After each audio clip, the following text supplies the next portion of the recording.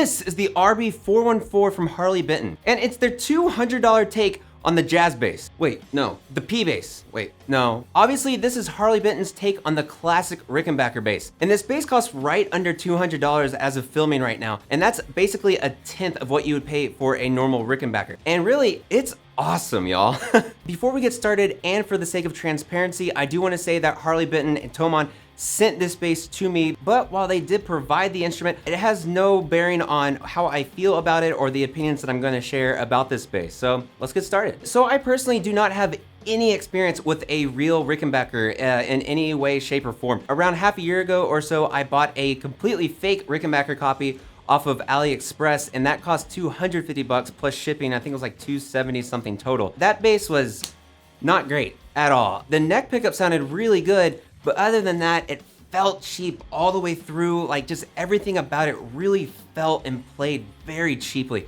And it just was not worth the money in my opinion at all. But on the contrary, this bass right here is fantastic. In terms of sound and playability, I really do believe that this bass completely blows that fake AliExpress crap out of the water. And it's just so much fun to play. Whereas the AliExpress one, it always just felt like nothing was really right with it. And I don't know, it just, that bass seems very hollow compared to this.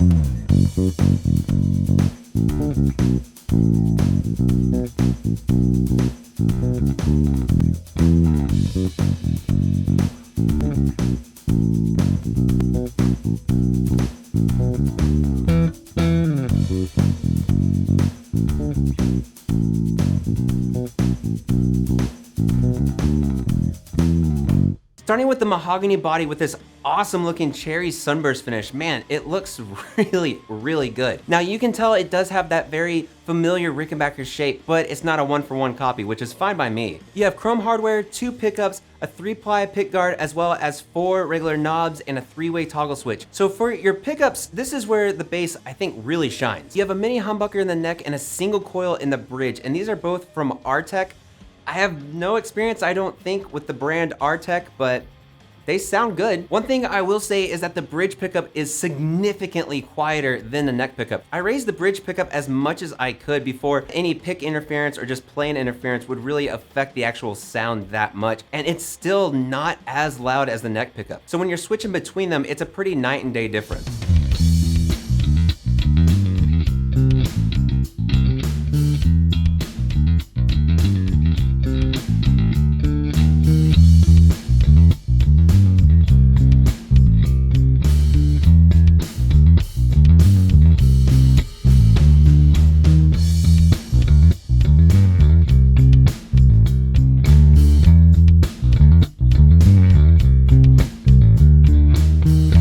Then for your controls, you have a very traditional 2-volume, 2-tone setup for each pickup, as well as a 3-way selector switch that goes neck, both, and bridge. And the tones that you can get out of this bass are really thick and quite distinct, I will say. They have their own character to them that gives this bass a very just gnarly sound overall. I don't really care for the sound of the bridge pickup alone, but with both pickups together and the neck by itself, man, you get some very thick and just a nice growl out of this bass overall. The bridge for this bass, for the most part, it does a fine job. It stays in tune quite well. It feels cheap. It just says that it's chrome hardware.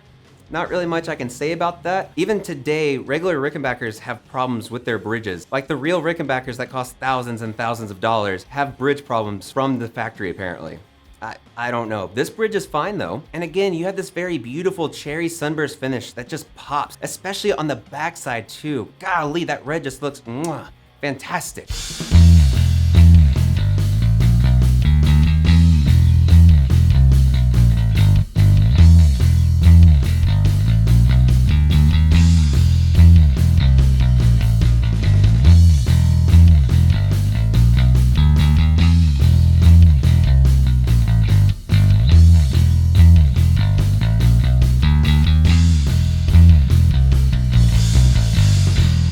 Moving up, you have a 22 fret set mahogany neck that has an amaranth fretboard. Amaranth is a purple heartwood that is traditionally way more red in color, so I'm assuming they just dye this and it's used as a rosewood alternative. It feels completely fine And the neck itself feels really good actually. My only complaint is the overall finish on the back of it is too slick for my liking, just because your hand will get caught up on it, but that's because I do not prefer that coat on the back of necks, but that's just me. Then moving up to the headstock, you have your truss rod access as well as deluxe chrome tuners. Now, what kind of tuners are they?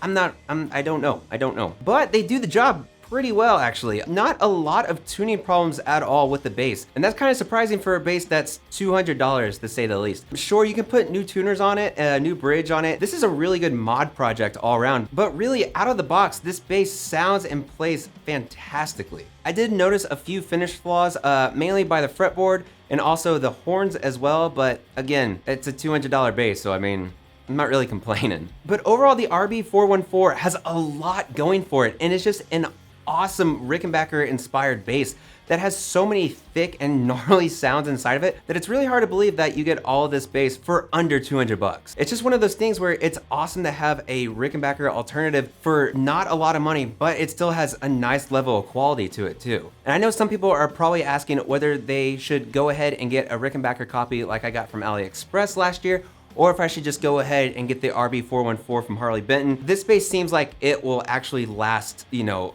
quite a while compared to the one from AliExpress. It just felt so cheap no matter what. And that's the main thing too, is this bass feels like it's worth at least 3 times its price.